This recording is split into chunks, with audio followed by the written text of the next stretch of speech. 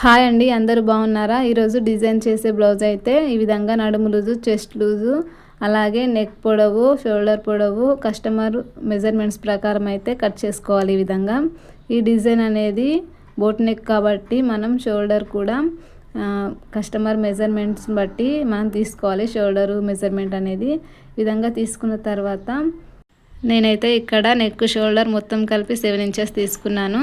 అందులో నెక్ కోసం 4.5 ఇంచెస్ వెడల్పు తీసుకున్నాను. అలాగే 3.5 ఇంచెస్ పొడవు అయితే ఈ విధంగా మార్క్ చేసుకున్నాను. ఇలా మార్క్ చేసుకొని డ్రా చేసుకోవాలి. తర్వాత మనం ఈ విధంగా ఆది బ్లౌజ్తో వీప్ పొడవు కూడా మెజర్మెంట్ తీసుకోవాలి. ఈ విధంగా తర్వాత దీన్ని కూడా మనం బ్రాడ్గా కావాలా, కొంచెం చిన్నగా కావాలా అన్నదాన్ని బట్టి మార్కింగ్ అయితే చేసుకోవాలి. కొంచెం చిన్నగా కావాలనుకుంటే 3 ఇంచెస్ 3.5 ఇంచెస్ తీసుకోవాలి. కొంచెం బ్రాడ్గా వెడల్పుగా కావాలి అనుకుంటే 4 ఇంచెస్ వరకు తీసుకోవచ్చు.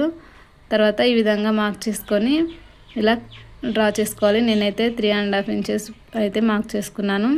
ఇలా డ్రా చేసుకున్న తర్వాత ఇక్కడ నుంచి ఒక 2 ఇంచెస్ పైకి ఈ విధంగా మార్క్ చేసుకోవాలి. మనం మార్క్ చేసుకున్న విధంగా ఇలా రౌండ్గా డ్రా చేసుకోవాలి. తర్వాత షేప్ అనేది ఇలా నిదానంగా కర్వ్స్ లాగా ఇలా షేప్ చేసుకోవాలి. చూడండి, వీడియోలో చూపించిన విధంగా ఇలా డ్రా చేసుకోవాలి.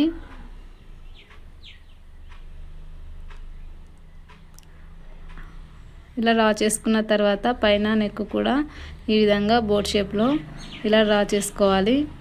ఈ విధంగా డ్రా చేసుకున్న తర్వాత దాన్ని పక్కన పెట్టేసి తర్వాత మనం క్యాన్వాస్ పేపర్ అనేది తీసుకోవాలి. తర్వాత క్యాన్వాస్ పేపర్ పైన కూడా మనం బ్లౌజ్ పీస్ పైన ఏ విధంగా అయితే మార్క్ చేసుకున్నామో సేమ్ అదే మెజర్మెంట్స్తో దీనిపైన కూడా మార్క్ చేసుకోవాలి. చూడండి, ఈ విధంగా సేమ్ అదే విధంగా మార్క్ చేసుకోవాలి. ఇక్కడ కూడా నేను కర్వ్స్ అనేది ఇలా డ్రా చేశాను. కర్వ్స్ అనేది అన్నీ సేమ్ సైజులో వచ్చేలాగా డ్రా చేసుకుంటే డిజైన్ అనేది చూడడానికి బాగుంటుంది. తర్వాత మనం ఇలా డ్రా చేసుకున్న విధంగా నీట్గా కట్ చేసుకోవాలి. చూడండి, ఈ విధంగా కట్ చేసుకున్న తర్వాత ఎక్స్ట్రా ఉన్న దాన్ని కూడా ఇలా నీట్గా కట్ చేసుకోవాలి. ఈ విధంగా కట్ చేసుకున్న తర్వాత దీన్ని మనం ఈ విధంగా లైనింగ్ పీస్ పైన పెట్టి ఐరన్ చేసుకోవాలి. ఈ విధంగా ఐరన్ చేసుకుంటే క్యాన్వాస్ పేపర్ అనేది క్లాత్కి అంటుకుపోతుంది. చూడండి, ఈ విధంగా గట్టిగా స్ట్రాంగ్గా అతుక్కుపోతుంది. అతుక్కున్న తర్వాత దీన్ని అయితే మనం ఇలా నీట్గా కట్ చేసుకోవాలి. మనం డిజైన్ ఏ విధంగా అయితే డ్రా చేసుకున్నామో అదే విధంగా ఈ క్లాత్ అనేది కట్ చేసుకోవాలి. ఈ విధంగా నిదానంగా కట్ చేసుకోవాలి. ఎక్కడ కూడా తొందరపడి కట్ చేసినా షేప్ అనేది షేప్ అవుట్ అయిపోతుంది, డిజైన్ అనేది చెడిపోతుంది. ఇలా కట్ చేసుకున్న తర్వాత మనం మెయిన్ పీస్ అయితే తీసుకొని దాన్ని ఈ విధంగా మిడిల్కి ఫోల్డ్ చేసుకొని మధ్యలో ఈ విధంగా కాటన్ని పెట్టుకోవాలి.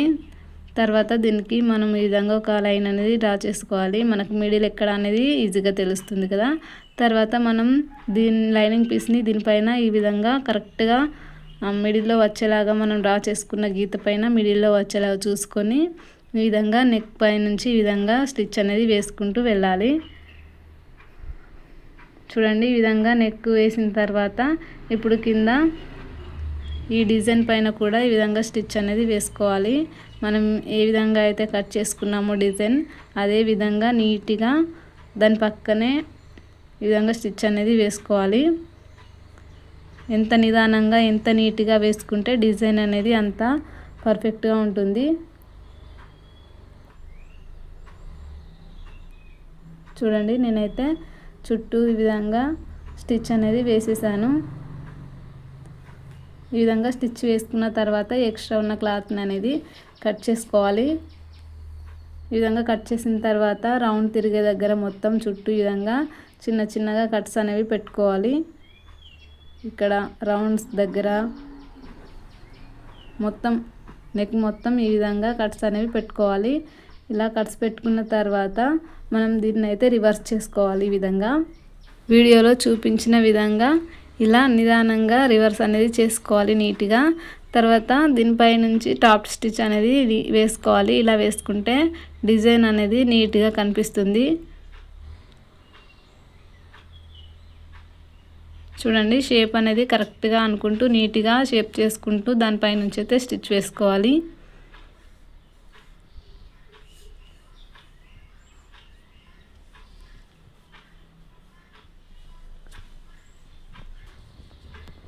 ఈ విధంగా నేనైతే మొత్తం స్టిచ్ అనేది వేసేసాను.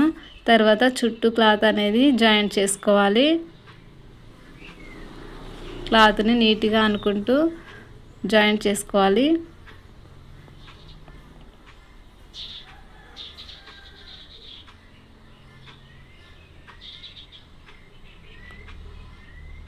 చూడండి నేనైతే జాయిన్ చేసేసాను. తర్వాత ఎక్స్ట్రా ఉన్న క్లాత్ అనేది నీట్గా కట్ చేసుకోవాలి.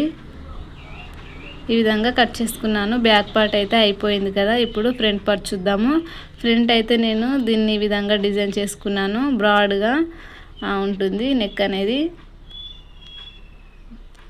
సేమ్ ఇందాకట్లాగే ఈ విధంగా కట్ చేసుకున్న తర్వాత దాన్ని లైనింగ్ పీస్ మీద పెట్టి ఈ విధంగా ఐరన్ చేసుకున్న తర్వాత దాన్ని ఈ విధంగా స్టిచ్ అనేది వేసుకోవాలి.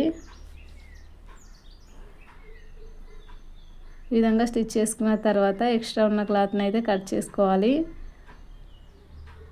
ఫ్రంట్ పార్ట్ వచ్చేసి ప్రిన్స్ కట్ కదా, అందుకే ఈ విధంగా ఉంది. ఈ విధంగా కట్ చేసుకున్న తర్వాత మెయిన్ క్లాత్ పైన దీనిని ఈ విధంగా పెట్టేసుకొని తర్వాత డిజైన్ ఎలా ఉందో సేమ్ అదే విధంగా స్టిచ్ అనేది వేసుకోవాలి. చూడండి ఈ విధంగా నిదానంగా కర్వ్స్ తిరిగిన దగ్గర నిదానంగా వేసుకోవాలి. స్టిచ్ అనేది నీట్గా వేసుకుంటూ నీడిల్ అనేది పైకి లేపుతూ మెల్లగా స్టిచ్ అనేది వేసుకుంటే నీట్గా వస్తుంది. ఈ విధంగా స్టిచ్ అనేది వేసిన తర్వాత ఎక్స్ట్రా ఉన్న క్లాత్ అనేది కట్ చేసుకోవాలి.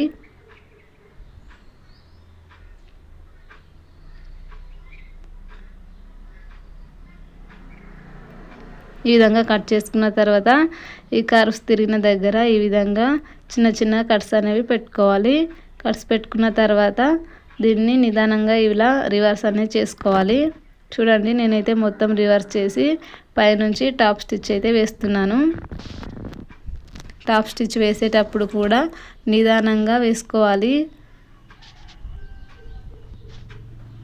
ఎంత నిదానంగా వేసుకుంటే అంత నీట్గా వస్తుంది డిజైన్ అనేది. చూడండి మొత్తం బ్లౌజ్ అయితే స్టిచ్ చేశాను. తర్వాత ఈ విధంగా ఉందన్నమాట.